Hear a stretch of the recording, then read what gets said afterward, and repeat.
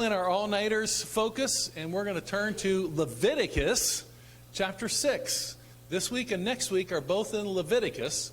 I never really dreamed of preaching from Leviticus, but here we are. So I have a lot of things that I never dreamed of preaching from since I've been here. Sometimes I look at these and I go, why am I doing this to myself? But I'm not. This is where God is leading, and so He's doing it to me. But He also is bringing some really cool things from it. So I'm excited to share with you this morning from Leviticus chapter 6, verses 8 through 13. Now, when you think of Leviticus, what do you think of? Laws. Anything else? Yeah, lists. What else do you think of with Leviticus? Yeah, offerings, sacrifices. Was someone else saying something down here? Yeah. Levites, yep. Yeah. In fact, that's actually where the name Leviticus comes from, because it's as pertaining to the Levites is where that term comes from. And so Leviticus is from that idea. So yeah. Laws, rules, regulations, details that make no sense to us, right? Details that we have very little context to get a grip on and understand. The whole sacrificial system is just not something that we're familiar with or something we work with very much. And to be honest, start reading through it, and it doesn't take very long before my brain is just kind of going numb, and I'm just kind of checking out, and before you know it, I'm thinking about lunch and other things I have to do, and I have to pull myself back in and read more carefully. But you know what happened to me this week as I was preparing on this? I felt like the Lord wanted me just to read from chapter 1 through chapter 6, and I did that, and I was like, okay, now I can focus on 8 through 13, and I felt like the Lord said, no, you need to go back and read 1 through 6 again. So I read 1 through 6 2 or 3 times, and it's pretty amazing what's in there. It's really amazing. It's really surprising to me. But here we're going to start here in Leviticus 6, verse 8 through 13, because this is where the all-nighter takes place. The Lord said to Moses, "Give Aaron and his sons this command.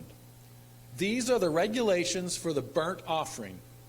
The burnt offering is to remain on the altar hearth throughout the night till morning." So there it is. There's your all-nighter. The burnt offering is to remain on the altar hearth throughout the night till morning. And the fire must be kept burning on the altar.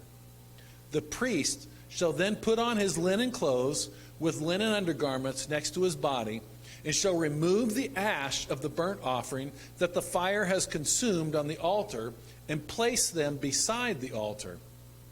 Then he is to take off these clothes and put on others, and carry the ashes outside the camp to a place that is ceremonially clean. The fire on the altar must be kept burning. It must not go out. Every morning, the priest is to add firewood and arrange the burnt offering on the fire and burn the fat of the fellowship offerings on it. The fire must be kept burning on the altar continuously. It must not go out. So now you might be able to understand why I picked this as a key all-nighter of the New Testament. If you look at here, this is in verse 9. The burnt offering is to remain on the hearth throughout the night till morning. The fire must be kept burning on the altar. Then you move ahead. And it says again,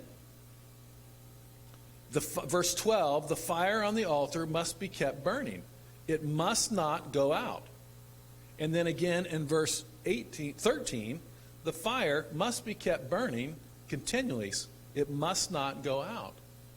So whenever you get something like this, where you have a pretty small passage of Scripture, a very small actually, verses 8 through 13, That's what, 6 verses, something like that, 6, 7 verses? And in the course of that time, this concept is listed 3 times. This is a very significant thing for this passage. This is a very significant thing that God is trying to communicate to the Levites, to the priests, saying that fire is not supposed to go out. Now, if you kind of walk through the process of what's going on here, they have this burnt offering, and it's referencing back, most likely referencing back to a time in Exodus where a command was given that they should offer a sacrifice in the morning and a sacrifice at night. And these were sacrifices in the morning and at night for forgiveness of sins, for atonement. It's not the Day of Atonement. That's a different, more significant time. But this one is a daily routine that on a daily basis, the people of God were to offer a sacrifice in the morning and offer a sacrifice in the evening as for forgiveness of sins. And we're going to talk about that a little bit more. But the burnt offering goes on the altar in the morning, and then it goes on the altar at night, and that burnt offering stays on that altar all night long. It keeps burning all night long. And the priest is charged with this duty of making sure that fire does not go out all night long. That's the job. If they have to put more wood on, they do that. If they have to stoke the fire, whatever they have to do, they make sure that fire keeps burning all night long. Now, the fact that a big part of the sacrifice has to do with the fat on the animal helps the fire keep going too. When the fat drips down and it just keeps things stirring. But that's the job of the priest. Now, the other thing about it, it's interesting, is that the priest's job then is to gather up the ashes that are left from it. So it burns all night, and in the morning he clears out the ashes and he puts them over to the side of the altar. Now, when we think of altar, I don't know what you think of, but I tend to think of this altar, like or the table or something like that. The altar was like half the size of this sanctuary. The altar was huge, and they could walk up to it. And when you consider all of the sacrifices that were being made, it had to be. It couldn't contain all of those sacrifices if it was small. It was very big. It was a large piece, and I don't know, half sanctuary might be a little overstated, but it was a big piece. And so they would keep this fire going, and they clear off the ashes, and they set it off to the side. And God specifies where it's to be set off. Earlier, it talks about setting on the east side. And there's other things that go on the north side. He's very specific all through Leviticus of where these things go. And then, after it's set aside, after the priest has made sure that the fire is not going to go out, then he takes off his outer clothes and he carries those ashes out to the place outside of the city, outside of the camp, I should say. They carry it outside of the camp to a place that is ceremonially clean so they can dispose of the ashes there. But the fire on the altar keeps going. It never goes out. And the priest, when he gathers the ashes from the altar, he has his priestly garments on. But after they're off to the side, he changes his clothes and takes those ashes with more common clothes out to the outer parts of the camp to dispose of them there. And then when he comes back, he changes back into his priestly garb so that he will be holy. His attire even will be holy, even as he's coming and preparing here. So the question then is, why do they have to keep the fire burning all night long? Why does the fire have to keep burning all day and keep burning all night long? To really get a grip, to start to get an understanding of this, we really need to go back to chapter 1, which is why God said to me to read chapter 1 through 6. We really have to go back to chapter 1. And when you go back to chapter 1, you find that chapters 1 through 3 describe 3 types of offerings, 3 types of sacrifices that were made on this altar. The one type is the burnt offering. Now, the burnt offering was for forgiveness of sins. And they would bring a lamb or a goat or a bull or birds in some cases. But they would bring this lamb and the bull, and they would kill them, put them on the altar, on the fire. They would have certain things that were to be cut away, certain things that were to be washed. And it was just all this procedure of how it was to be done. And the priest would then arrange that on the fire as the sacrifice for the sins of the people, of the person, of the people, of the group, with various different kinds of sacrifices for forgiveness, for atonement. To bring, by atonement and forgiveness, I'm talking about guarantee the covenant relationship with God. To make sure that we're staying in alignment with the ways of God for his people. And so they would take these offerings and they'd cut them a certain way. They'd arrange them on the fire, and it would burn there, and it would burn until it was completely gone. That's what it was to do. It would burn until it was completely incinerated. And of course, then the ashes underneath, and that would be taken out. So there was the burnt offering.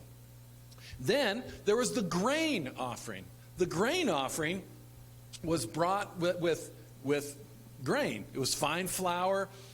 It was prepared in various ways. Sometimes it was baked as a loaf of bread. Sometimes it was baked, I don't know, the picture I get is granola, because it talks about how it's crumbled up in a pan and poured oil on it, and it kind of, stirs around.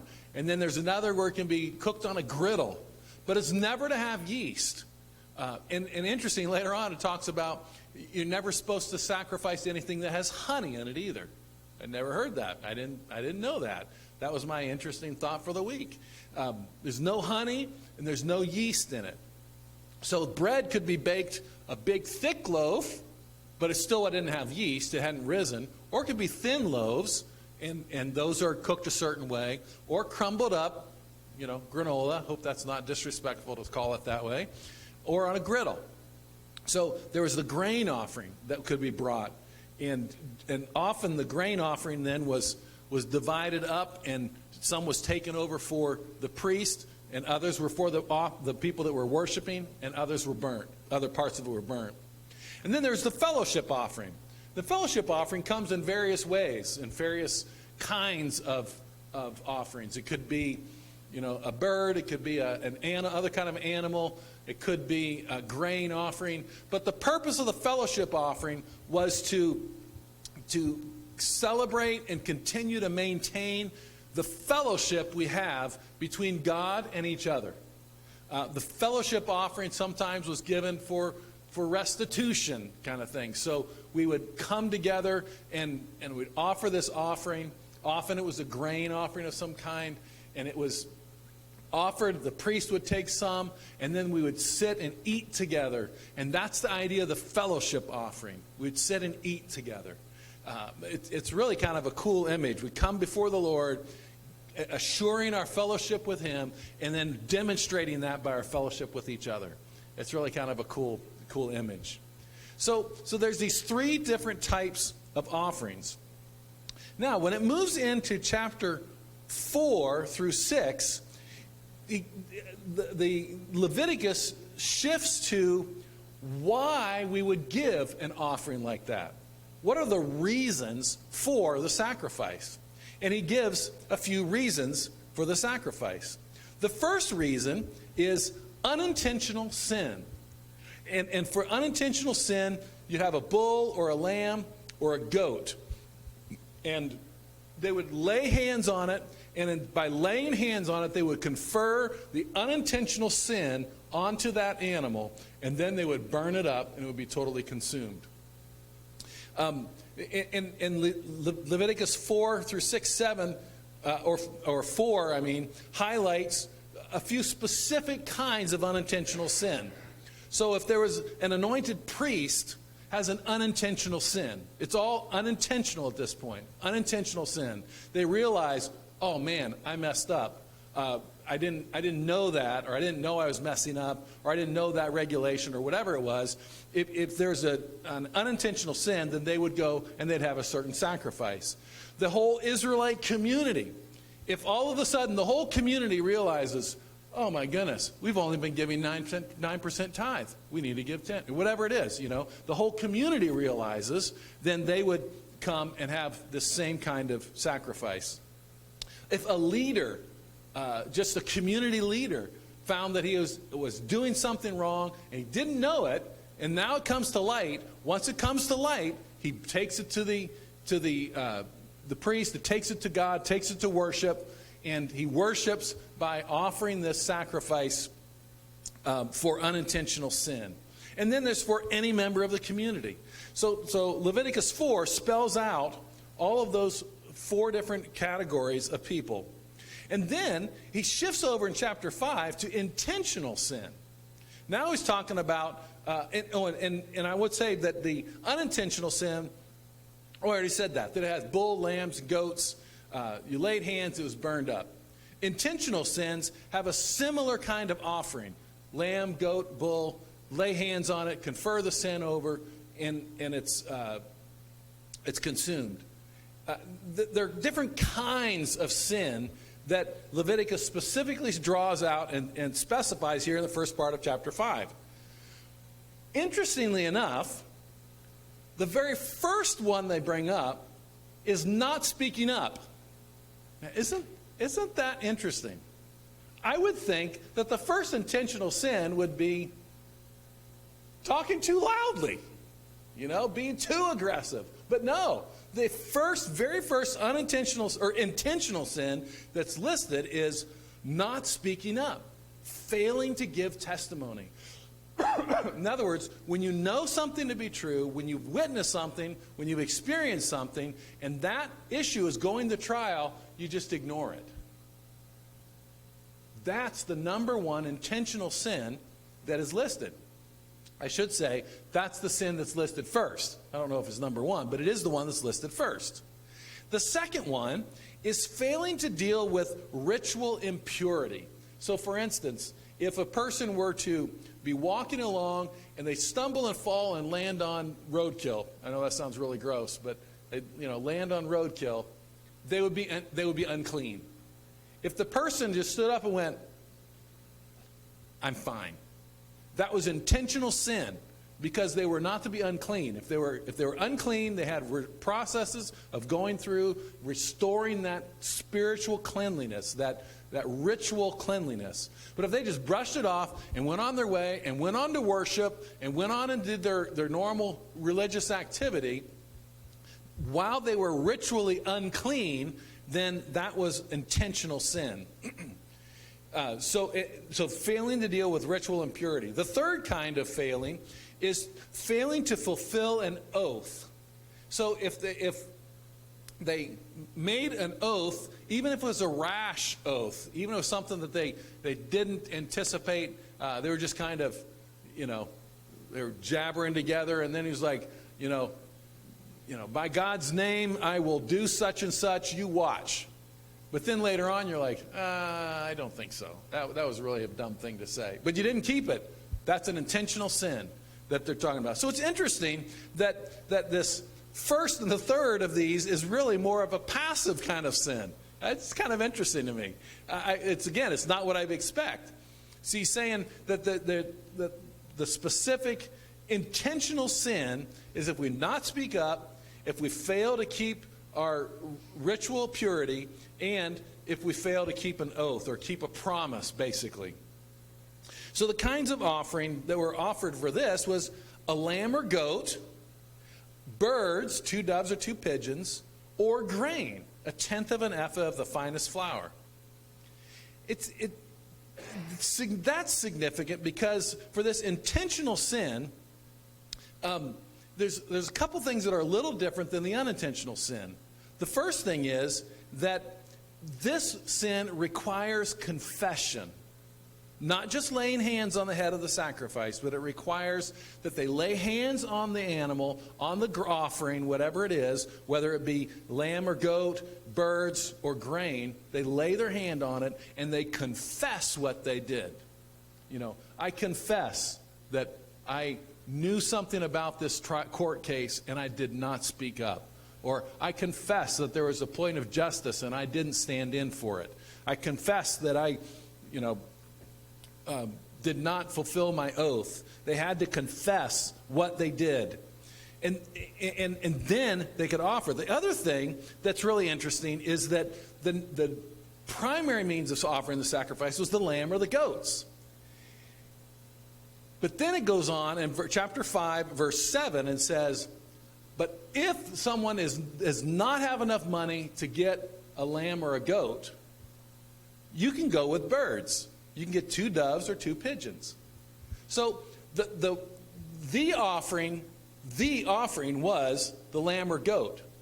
But if I'm in hard times financially and I don't have those resources, then God makes provision for me to not have to go into debt to get my lamb or goat. Instead, I can just do the 2 pigeons or the 2 doves. And then, going on in verse 11, it says, but if that's too much, 1/10 of an ephah of the finest flour. It's so beautiful to me that at the point where it's intentional sin and God calls and He requires us to come and lay hands and confess that He makes provision so that anybody in the community of faith can do that. Anybody can fulfill that vow. Anybody can offer that sacrifice in order to bring them back into proper relationship with God. The third kind of sin is sins of covenant unfaithfulness. Now, this one is a little more difficult to see. I'm thankful for a commentator that walked through all of this, and I was fascinated with how the person just obviously loved Leviticus and what was going on there. But he brought up how this idea of covenant unfaithfulness is shown in a few different ways. Some of the ways that we wouldn't normally think of in that way, but he talks about accidentally profaning a holy thing. So, in that time, if they were to touch an unclean thing to something that's holy, that would be profaning the holy thing. Or if they would call on some kind of a curse on the temple or, tabernacle or whatever, those are the profaning the holy things. And that's listed in 5:14 through 16. Or an unknown sin against the Lord.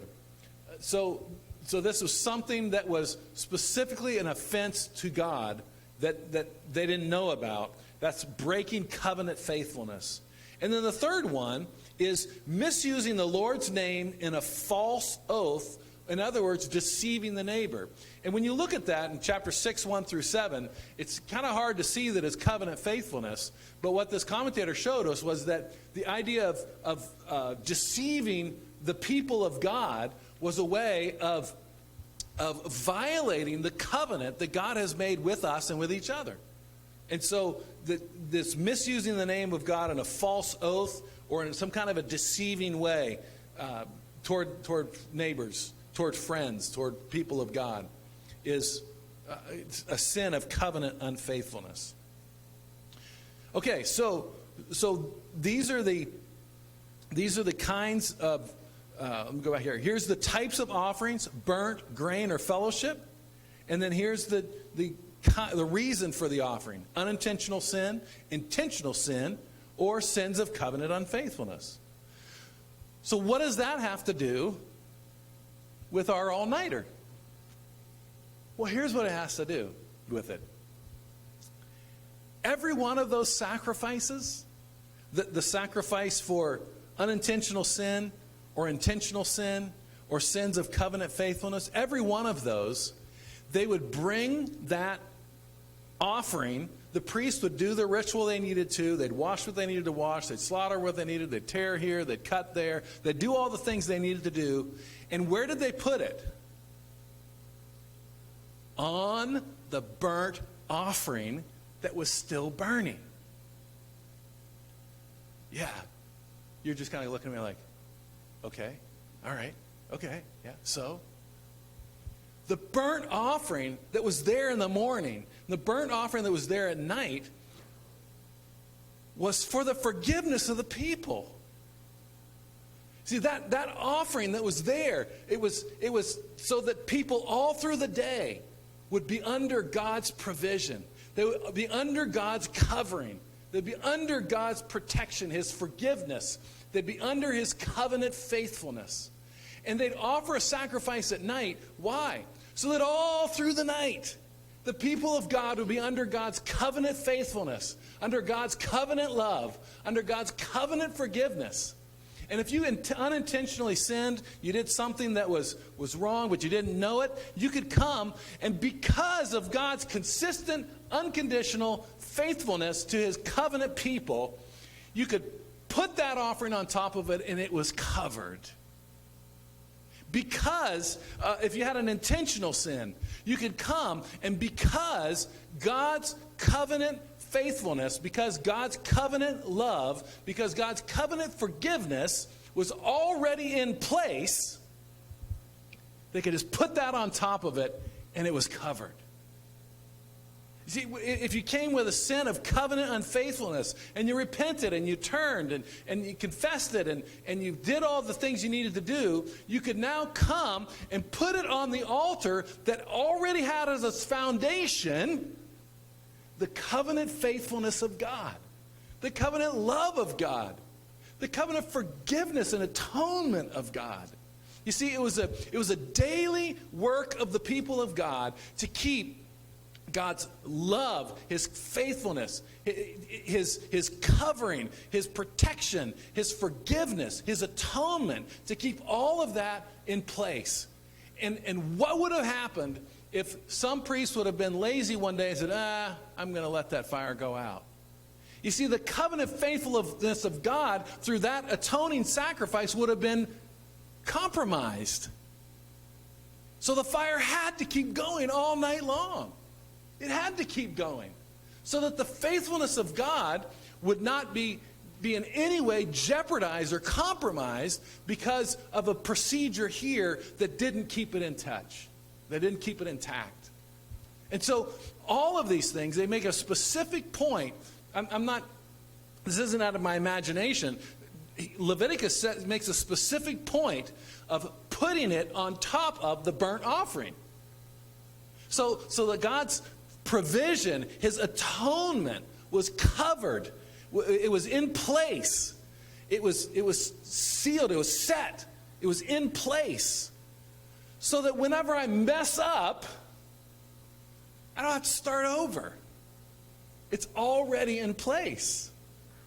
You see, when the people of God messed up, unintentionally, intentionally, whatever it might be, the atonement of God was already in place. But they had to keep it going. They had to keep it every morning, every night, all day long, all night long. They had to keep it in place so that the atonement of God was in place. Good news. That's what Jesus does. See, that's what Hebrews says Jesus did. That Jesus, these guys would have to come in, these priests would have to come in, and they have to offer a new sacrifice every morning, every night, every morning, every night, over and over, over and over, over and over. But Hebrews says that Jesus came and offered the sacrifice once, and it was done. One time, and it was done. You know what that means? We live in an age where the atonement of Jesus, the atonement of God for His people is already in place. We just now offer our confession and sacrifice and repentance on top of that. There it is. They had to keep it going all night long. God, through Jesus, takes care of the all night. It's all in place. And so we don't have to be worried or paranoid or consumed with dread over The atonement is already in place. Now we just come and put our sacrifice on top, and God covers it. Thank God for keeping the fires burning. Thank God. God, I give you thanks today for your people that kept the fires burning. God, I don't know how much of that was meaningful to them. I don't know. I'm sure there were some that got it, that really understood it. God, we look back on it and it doesn't all compute, doesn't all make sense. But God, here it is. Your covenant faithfulness all night long, all day long. There's never a gap. And you fulfilled that, Jesus. You fulfilled it. I give you praise today, God.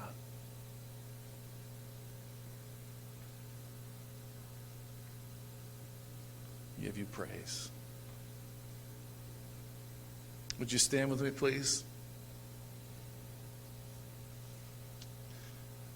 I don't know if I can remember this whole scripture, but you might remember it, maybe help me. Here's a blessing for us, a benediction as we leave. Let's see. Something about the God of the covenant.